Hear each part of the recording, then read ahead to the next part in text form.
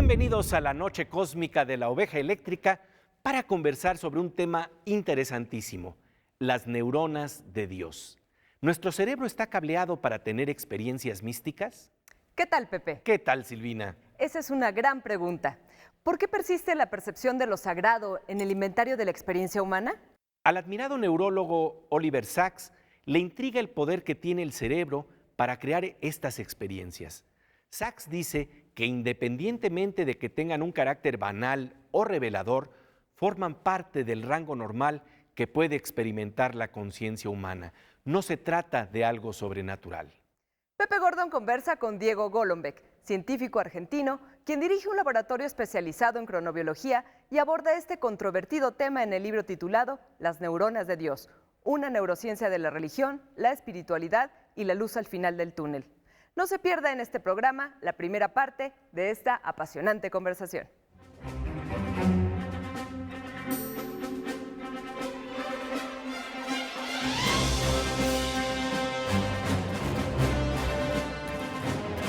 Diego Golombek, un gran gusto que estés aquí en La Oveja Eléctrica. El gusto es mío. Oye, pues Diego, fíjate que vamos a hablar sobre las neuronas de Dios. Se habla hoy de neuronas espejo, neuronas de la empatía, neuronas que te permiten entender, sentir lo que siente el otro. Pero cuando estamos hablando de neuronas de Dios, ¿a qué nos estamos refiriendo? Primero y principal nos referimos a una metáfora. No hay neuronas que sean dioses pequeñitos en el cerebro. Lo que sí hay es un área del cerebro que tiene que ver con nuestra propensión a las creencias, nuestra propensión natural a las creencias, no cultural. Las religiones son, por supuesto, un fenómeno cultural que organizan socialmente esas creencias, pero hay varias evidencias de que esa propensión a creer en algo superior, en algo sobrenatural, en algo místico, nos viene cableado en el cerebro. A eso me refiero con las neuronas de Dios. Y bueno, esto nos habla de algo que ya había investigado Aldous Huxley, que le llamaba neuroteología, Sí. y él planteaba algo así. Uno se pregunta si hay una región del cerebro que puede ser estimulada de alguna manera con electrodos para darte tal vez la visión de los querubines de Blake. Sí. Entonces, ¿cómo se podría lograr esto hoy en día? Porque eso era el deseo de Claro. Huxley, ¿no? Tenemos nuestros métodos. De hecho, hay experimentos que lo han intentado. ¿Cuál es la racionalidad de esto? Si hay áreas del cerebro que cuando se activan nos generan un fenómeno espiritual, o se activan normal o incluso patológicamente, que se activan cuando el cerebro humano o la persona está rezando, o está en una actividad mística o lo que fuera, uno podría pensarlo desde otro lado. ¿Y qué pasa si yo pongo el dedo en esas regiones? En lugar del dedo, si pongo el electrodo, si estimulo esas regiones. Y ahora hay métodos para hacerlo sin tener que abrir el cráneo. La forma clásica de estudiar el cerebro era abrir el cráneo, sacar un pedacito de cerebro y ver si se perdía la función. Y lo que se perdía era el paciente o la rata, ¿no? Ahora podemos hacer eso desde afuera. Hay algo que se llama estimulación transcranial magnética, o sea, un imán muy poderoso que estimula un área muy pequeñita del cerebro. Y hay investigadores, uno de los cuales es Michael Persinger, que hace estos experimentos. Le pone una especie de casco que puede estimular específicas áreas del cerebro, incluyendo el área que tiene que ver con esta cuestión espiritual, mística, religiosa. Lo ha hecho en una cantidad importante de personas, la mayoría de los cuales cuentan que algo pasa cuando les estimula ese área de la corteza temporal, corteza porque es la parte de afuera del cerebro y temporal es la parte más cerca de la oreja. La gente cuenta, sí, sentí algo, sentí como una vibración especial, me vi a mí mismo desde afuera, sentí algo superior. Algunos no, algunos dicen, me dolió la cabeza. Como por ejemplo Richard Dawkins. Richard Dawkins, un ateo militante justamente, hizo el experimento, lo cual me parece muy bien de su parte. Y él dice que no sintió nada, sintió un mareo, un dolor de cabeza.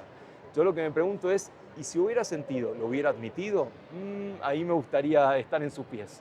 Pero hay personas que de alguna manera con una experiencia o con una probidad intelectual y moral sí plantean que sucedió algo, ¿verdad? Lo que pasa es que para las personas para las cuales sucede algo, sucede. Es real, uno no puede decir lo estás imaginando, estás fabulando, estás bajo el efecto de drogas. Porque para esa persona tiene una visión, siente algo superior, con lo cual no se puede desdeñar, científicamente eso no existe, por lo tanto lo desdeñamos. Intentemos explicarlo, dado que para esa persona ha sido real, así como para los grandes místicos de la historia, la aparición de ángeles, de arcángeles, de profetas es algo real. Bueno, expliquémoslo. En los experimentos de Persinger, mucha gente dice que ve algo, incluyendo personas científicas, neurocientíficos, una de las cuales es Susan Blackmore, una de las grandes especialistas en conciencia. No sé cuáles son sus convicciones religiosas, sospecho que debe ser atea por las cosas que he leído. Se da cuenta que sí, sintió algo. Sintió que su cuerpo cambiaba la forma, se estiraba el cuerpo, subía, flotaba, o sea, fenómenos claramente sobrenaturales que se generan a partir de estimular un área del cerebro. Seguiremos hablando del cableado de Dios en el cerebro y conversaremos sobre cómo explica la neurociencia los reportes de un túnel de luz en las experiencias cercanas a la muerte, pero antes vamos con nuestra compañera Silvina Espinosa de los Monteros para asomarnos a las exploraciones que hacen los científicos mexicanos, nuestros supersabios del siglo XXI.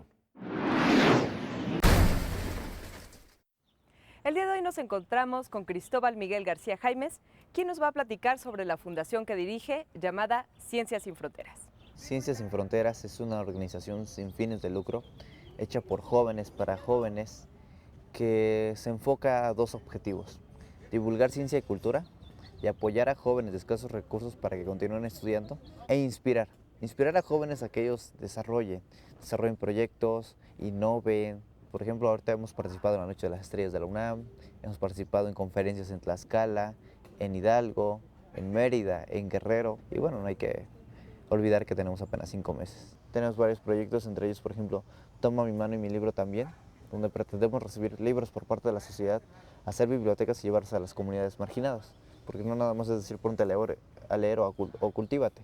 Si no tienes para comer, ¿cómo piensas que voy a ponerme a leer? Tengo la filosofía de vida de que por cada joven que continúa estudiando es doble ganancia para el país, es un soldado menos para el narcotráfico y es uno más para el buen desarrollo de la nación. Nada más importante que impulsar la ciencia y el conocimiento en los niños y jóvenes mexicanos. Muchas gracias por esta nota, querida Silvina. Volvemos enseguida a la Noche Cósmica de la Oveja Eléctrica, en donde estamos conversando con el científico argentino Diego Golombek sobre las neuronas de Dios y la neurociencia de las experiencias sagradas. Regresamos.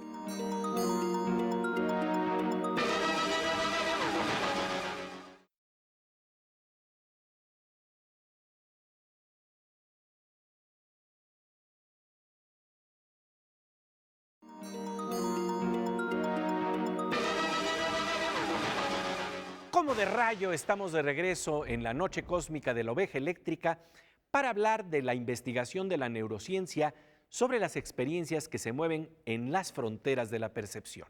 Pepe Gordon conversa con Diego Golombek, doctor en biología, director de una de las colecciones de divulgación de la ciencia más importantes de Argentina, sobre su libro más reciente titulado Las neuronas de Dios, una neurociencia de la religión, la espiritualidad y la luz al final del túnel.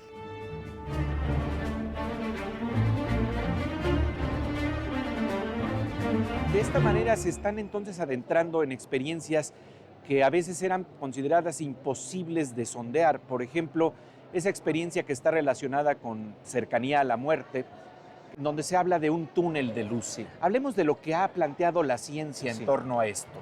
Hay varias experiencias cercanas a la muerte que ocurre con personas que están por morirse y por alguna cuestión de la medicina o por fenómenos que no sabemos todavía explicar, qué es lo que ha sucedido con ese corazón, con ese cerebro, regresan al mundo de los vivos y pueden contarlo. Y lo interesante es que las historias que cuentan son muy comunes entre ellos.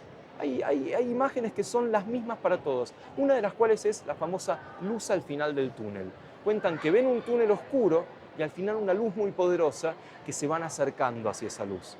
Y esto me parece que tiene dos fenómenos involucrados. Por un lado, un fenómeno cultural. Tanto se ha hablado de la luz al final del túnel que ya no me extraña que la gente la vea y la interprete como el más allá y la interprete como que van caminando hacia el más allá. Eso es un fenómeno puramente cultural que no tiene nada de científico. Desde lo científico, lo interesante es que al ir apagándose el cuerpo, el corazón deja de bombear sangre y deja de llegar sangre a todos lados. Hipoxia, ¿no? Es hipoxia, justamente. Al no llegar sangre, no llega oxígeno. Entre otros lugares, no llega oxígeno a la retina, que es nuestro órgano con el cual vemos luz. Al no llegar oxígeno a la retina se va muriendo, por así decirlo, pero es una especie de manotazo de ahogado, está desesperada por seguir activa, por lo tanto se activa en forma muy importante frente a esta baja de oxígeno. ¿Y qué quiere decir que se active la retina? Lo único que la retina le puede decir al cerebro es hay luz. Por lo tanto, esa famosa luz al final del túnel es un caso de hipoxia por la falta de sangre en la retina. En este caso estamos hablando de algo que tiene que ver con la degradación del cuerpo y estamos hablando de anomalías, Sí. es decir, en la zona que podríamos llamar trascendencia descendente, en donde ocurren los fenómenos de delirium tremens, en fin. Sí. Pero hay otra zona que podríamos también plantear que a lo mejor estaría relacionada con lo que podríamos llamar refinamiento de la percepción, es decir, que la neurofisiología estuviera funcionando de veras de la manera más fina posible. Henry Markram, un gran experto también en la investigación del cerebro, decía que hay posibilidad de retocar tal vez algunas de las experiencias de nuestra burbuja perceptual Sí. y que no sabemos realmente cuáles son los límites de lo que podríamos experimentar. Absolutamente. La única forma que tenemos de conocer el mundo es a través de los sentidos. No hay otra. La extrasensorial no existe directamente, no es un planteo posible. El asunto es que los sentidos, tal cual los conocemos, tienen límites, son finitos. No solo son finitos, son mentirosos. Nos mienten, nos inventan cosas del mundo que no existen o roban cosas del mundo. Ejemplos típicos. Yo te preguntara a ti si tienes medias puestas. Me dirías que sí, pero no eras consciente de que había algo tocándote el pie, salvo cuando te pusiste la media hoy por la mañana. Esa es una trampa de los sentidos, que dejaron de responder frente a un estímulo continuado. El asunto es cómo podemos sobrepasar esas trampas. Una de las formas es la tecnología. La tecnología nos permite avanzar allí donde los sentidos no pueden, inventar un telescopio, un microscopio, inventar algo que vea dentro del cerebro. Y la otra forma es entrenar a los sentidos, tratando de ser conscientes de esas trampas y refinarlos para poder ver un poquito más allá. Hay una tercera forma de hacerlo, que es farmacológica. Los fármacos justamente lo que hacen es modificar los filtros de los sentidos. A veces quitarlos, pero en general modificarlos. Particularmente los fármacos alucinógenos, lo que hacen es generar cosas que van más allá de los sentidos. Por ejemplo, uno ve el mundo de una manera diferente. Hay una muy famosa película de mi generación, debo decir, que es La canción es la misma, de Led Zeppelin, que era una película de culto. Me acuerdo de la gente iba a medianoche a ver la película vestido de Led Zeppelin, y es claramente un viaje alucinógeno, así como los viajes de Aldous Huxley con mescalina, esto sospecho que es con ácido lisérgico, y uno ve imágenes a través del filtro de las drogas alucinógenas. No ve un movimiento continuo, sino que lo ve en partes, con luces por todos lados. Eso es lo que los fármacos hacen sobre los sentidos y también lo que los fármacos pueden hacer sobre lo sobrenatural, inducirte a tener una visión mística, una visión espiritual. Los cambios en la química cerebral mediante fármacos pueden inducir una experiencia mística, nos dice el biólogo Diego Golombek, pero también el arte y la ciencia pueden jugar un papel importante en nuestra percepción de lo trascendente. De ello conversaremos con Golombek después de un corte. Mientras tanto, vamos con nuestra compañera Aura López a una sección que abre los sentidos y la imaginación gracias al desarrollo de la tecnología.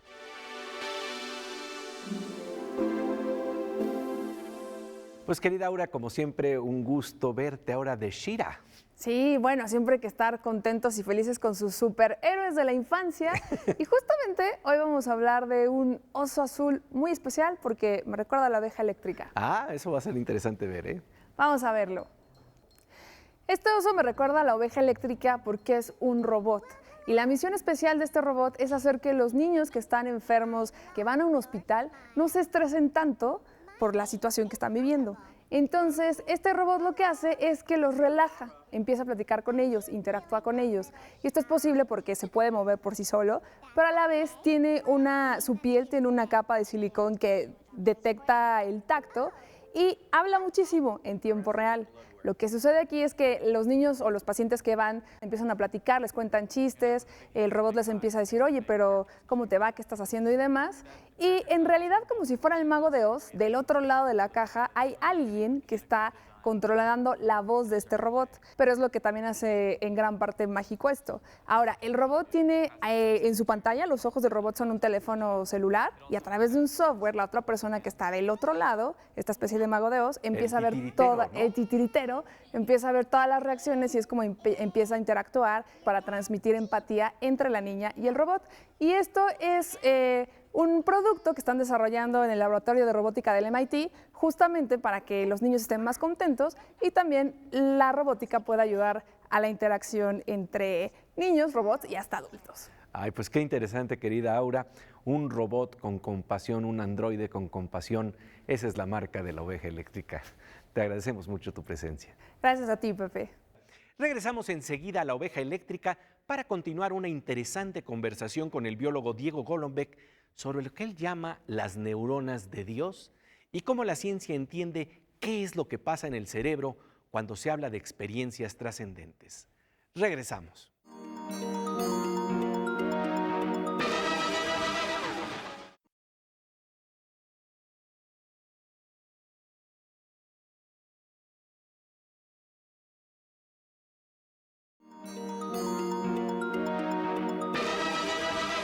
Como de rayo, estamos de regreso en la noche cósmica de la oveja eléctrica para hablar de las neuronas de Dios y cómo el cerebro procesa experiencias que rebasan los límites de los sentidos. Pepe Gordon conversa con el biólogo Diego Golombek sobre las diferentes formas con las que la neurofisiología puede generar experiencias trascendentes.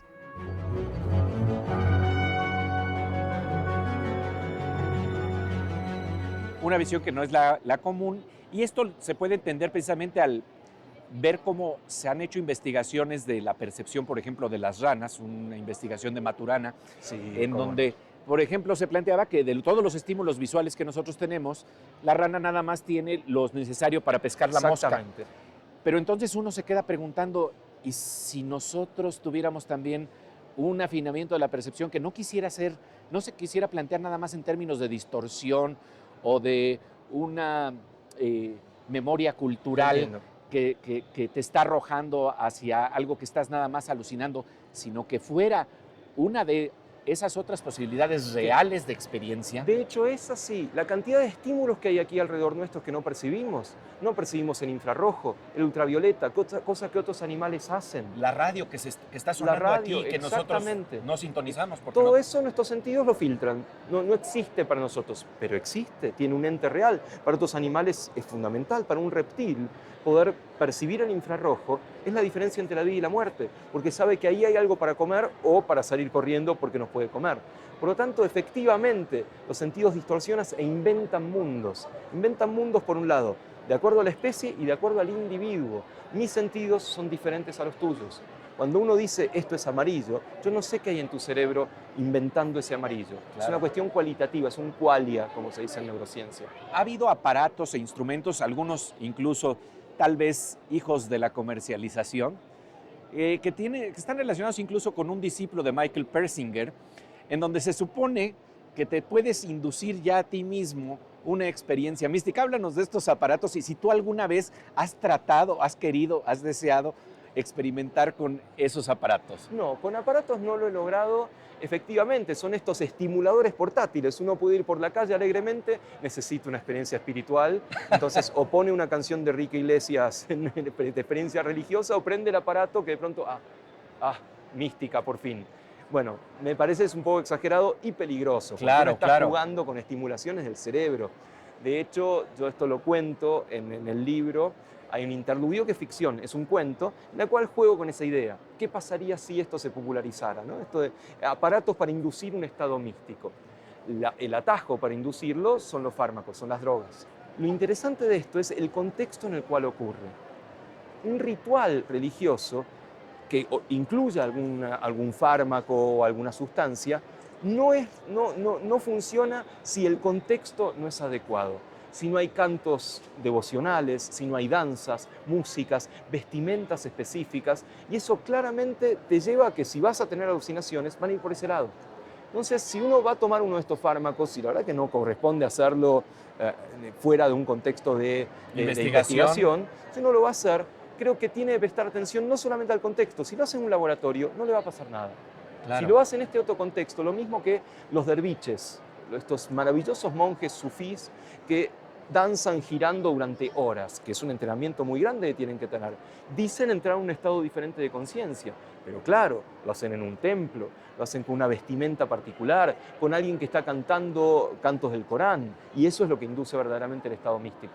Lo interesante es si estamos hablando de un estado místico que es común a la alucinación de varios. Uno entra a una catedral y está construida de tal manera que uno se siente muy pequeño frente a la majestuosidad de las catedrales o de los templos y siente que uno es parte de algo que no puede controlar, algo enorme, algo está más allá. De hecho, esa es la genialidad de los arquitectos religiosos, que generan una construcción tal que empequeñece al usuario, al humano, y lo hace sentirse como una nada en el cosmos. Y está muy bien pensado eso, y me parece que tenemos que también lograr decir que, ojo, no somos tan poca cosa los humanos. Claro, claro. Y oye, pero esta posibilidad también entonces te abre la idea de que con la música, con el arte, estamos saliendo de nosotros mismos y estamos compartiendo un mundo en común que nos pone en sintonía con lo que Nietzsche planteaba como un Dios que pueda bailar. Sí, claro que sí. La trascendencia, que de eso se trata, el trascender más allá de lo cotidiano, se puede lograr de muy distintas maneras. Se puede lograr a través de la religión, mucha gente lo encuentra allí y le hace bien. No sé, en escalas de felicidad que ahora están tan de moda, las personas religiosas puntean más alto. Pero también se pueden lograr a través del arte, a través de la ciencia. Uno siente que trasciende cuando descubre algo, cuando ve algo en el microscopio que nadie jamás había visto, por más pequeño que sea. Uno siente que trasciende cuando hace una obra artística. Matisse, el gran pintor, decía, creo en Dios cuando pinto, soy Dios cuando pinto. ¿Sí? La gran poesía, el poeta es un pequeño Dios. Y claro que sí, porque está creando algo. Y ahí logra trascender más allá de una cuestión religiosa. Más allá de una cuestión religiosa, podemos hablar de un Dios distinto, un Dios que puede bailar, de la ciencia en donde el tiempo se detiene con la pasión del conocimiento, del arte que nos brinda la experiencia del éxtasis. El poeta Juan Gelman, sin ser religioso, advertía que entre la poesía y la mística hay por lo menos una dimensión común, la del éxtasis, el salirse de sí, y que ese éxtasis en realidad sucede en el silencio de los místicos y en el silencio de los poetas. En nuestro próximo programa conversaremos con el biólogo Diego Golombek sobre cómo surgió su interés por investigar estos temas desde la perspectiva de la neurociencia y qué es lo que ha descubierto en las polémicas que rodean a este apasionante tema. Pasamos ahora a la sección Aguas con la Morsa, Aguas con el Hacker, con nuestro querido amigo el físico Manuel López Michelone.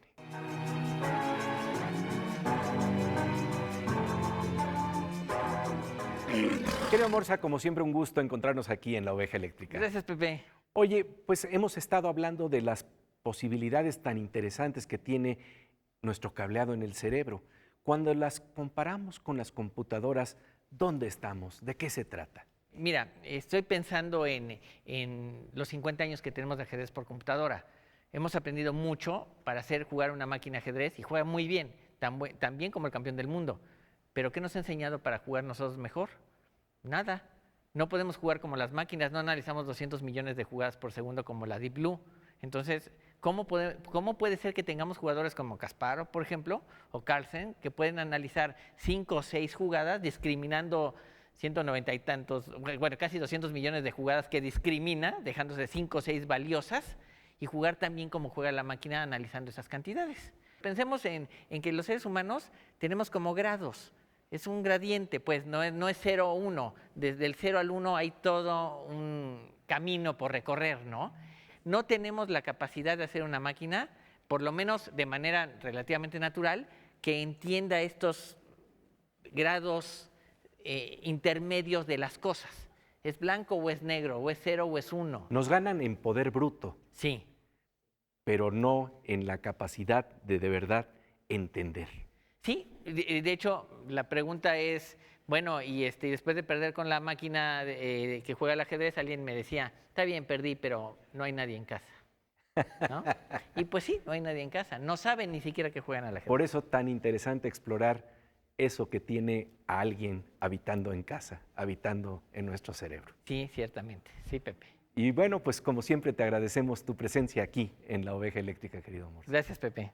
Y bien, nosotros pasamos ahora a la sección Veo con nuestra querida compañera Miriam Moscona.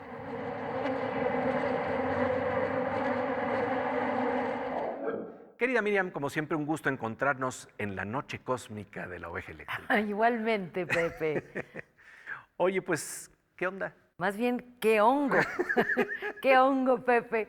Bueno, esto que parece un slang callejero en el contexto de La Oveja Eléctrica adquiere, digamos que otro significado, seguramente has adivinado, y que es el reino de los hongos. Será bonito asomarnos a ello. Hablemos de hongos. Son organismos incapaces de producir su propio alimento, como las plantas, e incapaces de moverse, como los animales. Estos seres llevan a cabo una digestión externa de los alimentos, secretan enzimas digestivas fuera de sus cuerpos para deshacer la comida antes de poder absorberla mediante sus paredes celulares. Este tipo de alimentación se define como osmotrofa, similar a la de las plantas, con la diferencia de que ellas solo absorben nutrientes inorgánicos del suelo. También pertenecen al reino de los hongos los mohos y las levaduras.